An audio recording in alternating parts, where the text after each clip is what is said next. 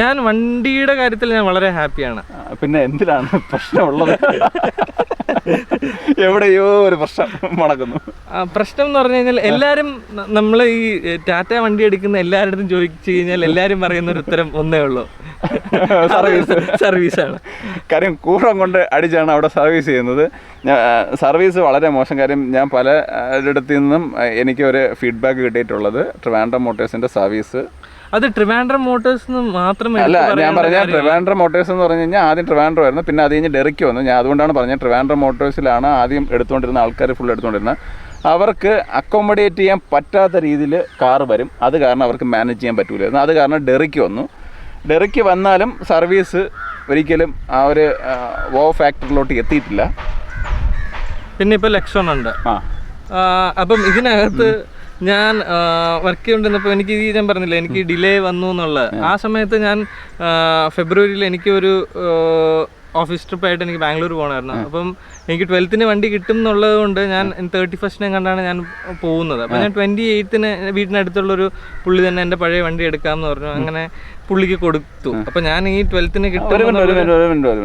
സ്വിഫ്റ്റിന് എത്ര കിട്ടി?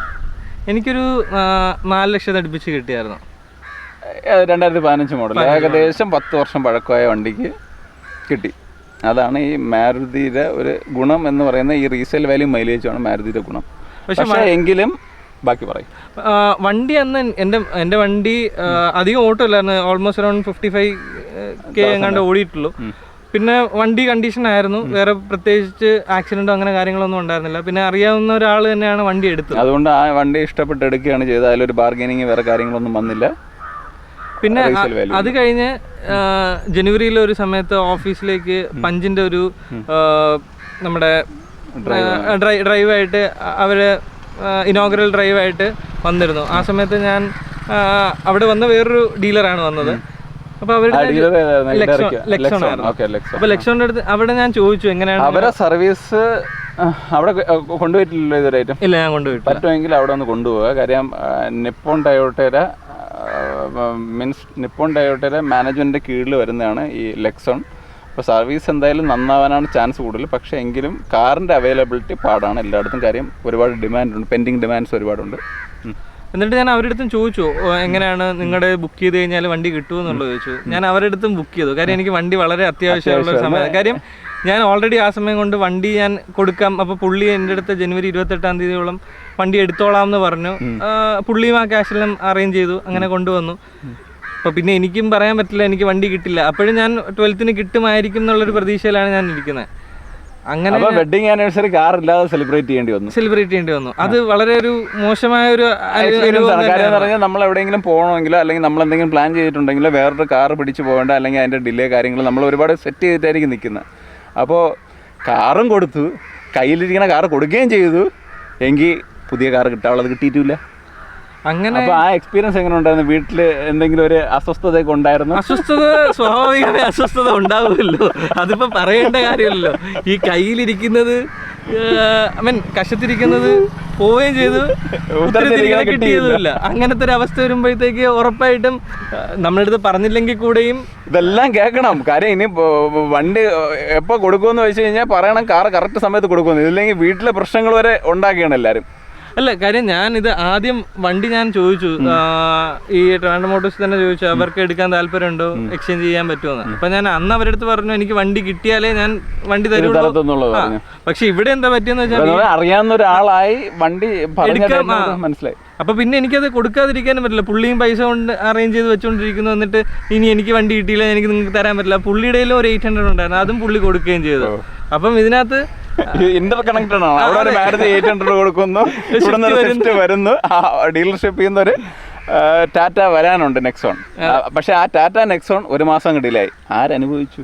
ഞാൻ തന്നെയാണ് അനുഭവിച്ചത്. അപ്പൊ അതിൽ പറഞ്ഞിട്ട് കാര്യമില്ല. അങ്ങനെ ഇതിനിടയ്ക്ക് വേറെ 1-2 കാര്യങ്ങളൊക്കെ ഉണ്ടായിരുന്നു. അപ്പൊ ഞാൻ എന്നിട്ട് പിന്നെ ഫെബ്രുവരി 14 ഞാൻ അവിടെ പോയിട്ട് ഞാൻ സംസാരിച്ചപ്പോഴത്തേക്ക് ഞാൻ അവരുടെ അടുത്ത് കുറച്ച് നിന്നോട് പറഞ്ഞായിരുന്നു വണ്ടി ക്യാൻസൽ ചെയ്ത. നീ ക്യാൻസൽ ചെയ്യാത്ത വേറെ ഒന്നുണ്ടല്ലോ, ഇപ്പൊ മനസ്സിലായി, ഇരിക്കുന്ന കാർ കൊടുത്തു കഴിഞ്ഞു. അതെ. അപ്പോൾ ഞാൻ പിന്നെ അവിടെ പോയി ഞാൻ സംസാരിച്ചു. കാര്യം എനിക്ക് വേറെ 2 മോൻ്റെ സ്കൂളിലെ ആനുവൽ ഡേയും പിന്നെ വേറെ ഒരു പരിപാടി ഉണ്ട്. അപ്പം കാറില്ല. ഫാമിലി ആയിട്ട് പോകണം. അപ്പം അങ്ങനെ വന്നപ്പോഴത്തേക്ക് ഞാൻ എന്ത് ചെയ്യുന്നു വെച്ച് കഴിഞ്ഞാൽ ഞാൻ അവിടെ പോയി സംസാരിച്ചപ്പോൾ അവർ പറഞ്ഞു വേറെ കാർ അറേഞ്ച് ചെയ്ത് തരാമെന്ന് പറഞ്ഞു. പിന്നെ ഞാനത് എടുക്കാൻ നിന്നില്ല, ഞാൻ എൻ്റെ ഫ്രണ്ട്സിൻ്റെ കാർ വെച്ച് തന്നെ ഞാൻ അഡ്ജസ്റ്റ് ചെയ്തു. അങ്ങനെ കാർ കിട്ടുന്നത് വരെയും ഒരു വലിയൊരു എന്താ പറയുക ഡിലേമയായിരുന്നു. ഞാൻ അവിടെ ലെക്സോണിലും വിളിച്ചു ചോദിക്കുന്നുണ്ട് എന്തായി വണ്ടിയായി. പിന്നെ ഞാൻ അത് എറണാകുളത്തും ഒരു ഡീലറിനെ വിളിച്ചു ചോദിച്ചു. അങ്ങനെ ഞാൻ 2-3 പേരെടുത്ത് ഞാൻ വിളിച്ച് സംസാരിച്ചിട്ടുണ്ടായിരുന്നു.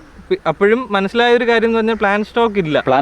കാര്യം എന്ന് പറഞ്ഞാൽ ഡിസംബറിലെ ജനുവരി ആകുമ്പോഴത്തേക്കും പ്ലാൻ സ്റ്റോക്ക് വരില്ല. അതേപോലെ പെൻഡിങ് ഡിമാൻഡ്സ് ബുക്കിംഗ് എഗൻസ്റ്റ് ആണ് കൊടുക്കുന്നത്. അപ്പം ഡേറ്റ് കുറച്ച് ബാക്കിലോട്ടായിരുന്നായിരിക്കണം. അതുകൊണ്ട് പിന്നെ ഉണ്ടായിരുന്നു, വണ്ടി ഉണ്ടായിരുന്നു, പർപ്പിൾ ഉണ്ടായിരുന്നു. പിന്നെ അതുമല്ല നമ്മൾ കാർ എടുക്കാൻ നമ്മൾ വിചാരിക്കുന്ന കളർ കിട്ടണം. അതെ. പിന്നെ അതിനകത്ത് സൺറൂഫ് ഇല്ലാത്ത മോഡലും ഉണ്ടായിരുന്നു. അപ്പോൾ അതുകൊണ്ട് ഞാൻ എന്തായാലും വേണ്ട, വെയിറ്റ് ചെയ്യാന്നുള്ളൊരു ഇതിൽ തന്നെയാണ് ഞാൻ നിന്നത്. അങ്ങനെ എങ്കിൽ ശരി, വേവോളം കാക്കാങ്കിൽ 6 വോളം കാത്തുവിടെ. അപ്പോൾ അങ്ങനെ ഒരു നെക്സോൺ അപാരത എന്ന് വേണമെങ്കിൽ പറയാം. അതെല്ലാം കഴിഞ്ഞ് കിട്ടുന്നത് വരെയും വലിയൊരു ടെൻഷനായിരുന്നു. എന്നിട്ട് വണ്ടി വന്നു. ഞാൻ വണ്ടി പോയി കണ്ടു. ബാക്കിയുള്ള എല്ലാ ഇടത്തും പോലെയും ഇൻഷുറൻസും ബാക്കി സാധനങ്ങളെല്ലാം നമ്മൾ ചെയ്തു. ഞാൻ ഇൻഷുറൻസ് പുറത്തുനിന്നാണ് എടുത്തത്. അതൊരു ഹ്യൂജ് മാർജിനൽ ഡിഫറൻസ് ഉണ്ട്. നിങ്ങൾക്ക് പരിചയം ഉണ്ടെന്നുണ്ടെങ്കിൽ പുറത്തുനിന്ന് എടുക്കുന്നതും നല്ലതാണ്. കാരണം എന്ന് വെച്ച് കഴിഞ്ഞാൽ ഒരു വലിയൊരു മാർജിൻ ഉണ്ടാവും വ്യത്യാസം. അതെ, നമ്മൾ ഷോറൂമിൽ നിന്ന് എടുക്കുമ്പോഴത്തേക്കും ഇൻഷുറൻസിൽ പിന്നെ ഡിസ്കൗണ്ട് ചെയ്ത് നമുക്ക് ആ വേണ്ട ഒരു ഡിസ്കൗണ്ട് വെളിയിൽ കിട്ടുന്ന ഡിസ്കൗണ്ട് ചെയ്ത് കഴിഞ്ഞാൽ നിങ്ങൾക്ക് ഡയറക്റ്റായിട്ട് എടുക്കാം. ഇതല്ല, നിങ്ങൾക്ക് നല്ല സപ്പോർട്ട് ചെയ്യും, നിങ്ങളെ രീതിയിൽ ക്ലെയിമിന് ബാക്കി എല്ലാത്തിനും സപ്പോർട്ട് ചെയ്യുന്നുണ്ടെങ്കിൽ നിങ്ങൾക്ക് വെളിയിൽ നിന്നും എടുക്കാൻ വേറെ പ്രശ്നമില്ല. പക്ഷേ അതൊരു മാരുതിയിലുള്ളൊരു പ്രശ്നം എന്ന് പറഞ്ഞു കഴിഞ്ഞാൽ അവർക്ക് ഇൻഷുറൻസ് വെളിയിലോട്ട് കൊടുത്തു കഴിഞ്ഞ് കഴിഞ്ഞാൽ അവർക്ക് എന്തോ വണ്ടി എടുക്കണ്ട എന്നുള്ള രീതിയിലോട്ടൊക്കെ പലപ്പോഴും പോകാറുണ്ട്. അപ്പോൾ അതുകൊണ്ട് അത് ശ്രദ്ധിക്കണം. നമ്മൾ തന്നെയാണ് പല കാര്യങ്ങളും ചേഞ്ച് ചെയ്യേണ്ടത്. കാര്യം നിങ്ങളെ കയ്യിലിരിക്കുന്ന പൈസ കൊടുത്ത് വാങ്ങിക്കുമ്പോൾ നിങ്ങളാണ് തീരുമാനിക്കേണ്ടത് എവിടെ എങ്ങനെ വാങ്ങിക്കണം എന്നുള്ളത്. പിന്നെ അതിനകത്ത് ഡീലേഴ്സിൻ്റെ സൈഡിൽ നിന്നുള്ളൊരു കാര്യമുള്ളതെന്ന് വെച്ച് കഴിഞ്ഞാൽ നിങ്ങൾ നേരത്തെ പറയണം, പുറത്തുനിന്നാണ് എടുക്കുന്നതെന്നുണ്ടെങ്കിൽ അത് നേരത്തെ തന്നെ പറയണം, ഞാൻ പുറത്തുനിന്ന് ഇൻഷുറൻസ് എടുത്തോളാം എന്നുള്ളത്. അല്ലെങ്കിൽ അവരും ഇൻഷുറൻസ് എടുത്തു വയ്ക്കും, എന്നിട്ട് പിന്നെ നിങ്ങളും പുറത്തുനിന്ന് എടുത്തു കഴിഞ്ഞാൽ രണ്ടുപേർക്കും അത് ഏതെങ്കിലും ഒന്ന് ക്യാൻസൽ ചെയ്യേണ്ടി വരും. അത് ഒരുപാട് പ്രശ്നമാണ്. അവർ കാർ എടുക്കുമ്പോൾ നിങ്ങൾ ചെയ്യേണ്ടത് കാർ എടുക്കുന്നതിന് തൊട്ട് മുമ്പല്ല പറയുന്നത്, കാർ ബുക്ക് ചെയ്യുന്ന ആ സമയം തൊട്ട് നിങ്ങൾ പുറത്തു നിന്നാണെങ്കിൽ അത് വ്യക്തമായിട്ടും പറയുക. എങ്കിൽ അവിടെ ഒരു എക്സിക്യൂട്ടീവിന് വേറെ പ്രശ്നങ്ങളൊന്നും പറ്റത്തില്ല. അവരെയാണ് ഏറ്റവും കൂടുതൽ ബാധിക്കുന്നത് ഈ ഒരു സംഭവം വരുമ്പോൾ. അപ്പോൾ എപ്പോഴും നിങ്ങൾക്കൊരു കാർ എടുക്കണം എന്നുണ്ടെങ്കിൽ പല കാര്യങ്ങൾ കൺസിഡറേഷനിൽ വെച്ചിട്ട് വേണം എടുക്കാൻ. അത് എന്താണ്, ഫീച്ചറാണോ അല്ലെന്നുണ്ടെങ്കിൽ മോഡലാണോ, എന്നത്തേക്കാണ് വേണ്ടത്. മാരേജ് പർപ്പസ് ആണെങ്കിൽ പ്രത്യേകം ശ്രദ്ധിക്കണം. മാരേജ് പർപ്പസിന് വണ്ടി കിട്ടില്ലെങ്കിൽ തീർന്നു. മാരേജ് പർപ്പസ് ആണെങ്കിൽ മാരേജ് മാറ്റി വയ്ക്കാൻ പറ്റില്ല. പിന്നെ ഈ വെഡിങ് ആനിവേഴ്സറി ഒക്കെ കഴിഞ്ഞുകൊണ്ടാണെങ്കിൽ പ്രശ്നങ്ങൾ ഉണ്ടാക്കി മാറ്റി വയ്ക്കാം. അല്ല, അത് വെഡിങ് ആനിവേഴ്സറി ആയതുകൊണ്ട് കുഴപ്പമില്ല. പക്ഷെ ഒരു മാരേജിനാണ് നമ്മളിത് വണ്ടി എടുക്കുന്നതെന്നുണ്ടെങ്കിൽ അത് വളരെ പ്രശ്നമാണ്. കാര്യം അവർക്ക് ഗിഫ്റ്റായിട്ട് കൊടുക്കുമ്പോഴത്തേക്ക് അന്നത്തെ ദിവസം കിട്ടിയില്ല എന്നുണ്ടെങ്കിൽ അത് അവരുടെ സൈഡിലുള്ള മിസ്റ്റേക്ക് ആയിട്ട് അതങ്ങ് വരും. ഡീലർഷിപ്പിലോ അല്ലെങ്കിൽ അതൊന്നും കണക്കാക്കത്തില്ല, നമ്മുടെ ആൾക്കാരാണ്. അപ്പോൾ അതുകൊണ്ട് കാര്യങ്ങളൊന്ന് ക്ലിയർ ചെയ്ത് ഒരു കാർ എടുക്കുന്നതിന് ഒരു 2-3 മാസം മുമ്പ് ബുക്ക് ചെയ്തിട്ട് കാര്യങ്ങളെല്ലാം ക്ലിയർ ചെയ്തിടുക. കാര്യം ആ എഡ്ജിൽ ചെന്ന് കാര്യങ്ങൾ ചെയ്യുമ്പോഴത്തേക്കാണ് ഈ ഒരു പ്രശ്നം പറ്റുന്നത്. പക്ഷേ അജയ് അങ്ങനെയല്ല. പ്രശ്നം പറ്റിയെന്ന് പറഞ്ഞു കഴിഞ്ഞാൽ 2024 മോഡൽ ആകുമ്പോൾ ഉള്ള ഡിലേ ആണ് ആ ഒരു പ്രശ്നം പറ്റിയത്. അപ്പോൾ 24 മോഡലിൽ ഇപ്പോഴും എനിക്ക് അറിയില്ല, ഇപ്പോഴും പ്ലാൻ സ്റ്റോക്ക് ഫ്രീ ആയിട്ടുണ്ടോ? അല്ല, പ്ലാൻ സ്റ്റോക്ക് ഫ്രീ ആയിട്ടില്ല. ഇപ്പോഴും ഈ ഒരു മോഡൽ എന്ന് പറഞ്ഞാൽ ഫിയർലെസ് ഫുൾ ഓപ്ഷൻ മോഡൽ ഇപ്പോഴും 2 മാസം 3 മാസം ടൈം എടുക്കുന്നുണ്ട്. ചിലപ്പോൾ കളർ ഫേവറബിൾ ആണെങ്കിൽ നമുക്ക് റെഡ്ലി അവൈലബിൾ ആയിരിക്കും. ഇല്ലാന്നുണ്ടെങ്കിൽ ഒരു 2 മാസം മിനിമം എടുക്കാറുണ്ട്. പിന്നെ ടാറ്റ എടുക്കുമ്പോഴത്തേക്ക് നമ്മൾ സർവീസിൻ്റെ കാര്യം പറഞ്ഞുകൊണ്ട് വന്നു.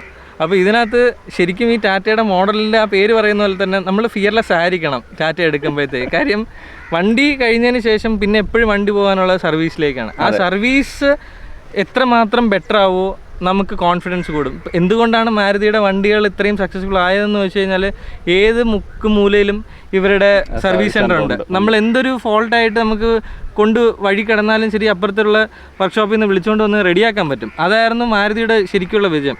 അതിലേക്ക് ടാറ്റയും എത്തിപ്പെടണം എന്നുള്ളതാണ് എല്ലാ ടാറ്റ യൂസേഴ്സിൻ്റെയും ഒരു ആഗ്രഹം. അല്ല, ടാറ്റ സെയിൽസിൽ പിന്നെ ഈ പറയുന്നുള്ള മാരുതിക്ക് മേളിലോട്ടായിട്ടുണ്ട്. കാര്യം കഴിഞ്ഞ മാസം നമ്പർ 1 എന്തോ പഞ്ച് എന്തോ ആയിരുന്നു. വോളിയത്തിൽ പഞ്ച് ഫസ്റ്റ് ആയിട്ടാണ് നിൽക്കുന്നത്. സ്മോൾ കാസിലുള്ള സെയിൽസ് പതിയെ കുറഞ്ഞ് വരികയാണ്. അപ്പം ഇനി ആ ഒരു സർവീസ് നെറ്റ്വർക്ക് അവർ നന്നാക്കാൻ വേണ്ടിയായിരിക്കാം ഈ ലെക്സൺ എന്ന് പറഞ്ഞ ആ സംഭവം കൊണ്ടുവന്നിരിക്കുന്നത്. ഇപ്പം 3 ഡീലർഷിപ്പ് ഉണ്ട് ട്രിവാൻഡ്രത്ത്. അപ്പോൾ എൻ്റെ ഒരു വിശ്വാസം അവർക്ക് ഓൾ കേരളയാണ് കൊടുത്തേക്കുന്നത്, ലെക്സോൺ ഓൾ കേരളയാണ് എടുത്തേക്കുന്നത്. അപ്പോൾ അതുകൊണ്ട് ഇനിയിപ്പോൾ സർവീസിൻ്റെ കാര്യത്തിലൊരു ധാരണ ആവുമെന്ന് ഞാൻ വിശ്വസിക്കുന്നു. അപ്പോൾ നമുക്ക് ഈ കാർ എന്താണ് ഏതാണെന്നുള്ളത് പറഞ്ഞു. ഇനി കാറ് നമുക്കൊന്ന് കറങ്ങി കാണാം, അതല്ലാതെ അതിൽ എന്തൊക്കെ ഉണ്ടെന്നുള്ളതൊന്ന് മനസ്സിലാക്കാം. ഓൾറെഡി ഒരുപാട് വീഡിയോസ് എല്ലാം വന്നിട്ടുണ്ട്. ഞാൻ ഈ കാര്യം പറഞ്ഞെന്ന് പറഞ്ഞാൽ നിങ്ങൾ കാർ എടുക്കുമ്പോൾ കാറിൻ്റെ ഭംഗി മാത്രമല്ല നോക്കുന്നത്, ഇങ്ങനെയുള്ള കുറച്ച് ടെക്നിക്കൽ സൈഡും കൂടെ നിങ്ങൾ മനസ്സിലാക്കിയിട്ട് വേണം ഒരു കാർ എടുക്കാൻ പോകാൻ. സോ നമുക്ക് കാറിലേക്ക് കടക്കാം.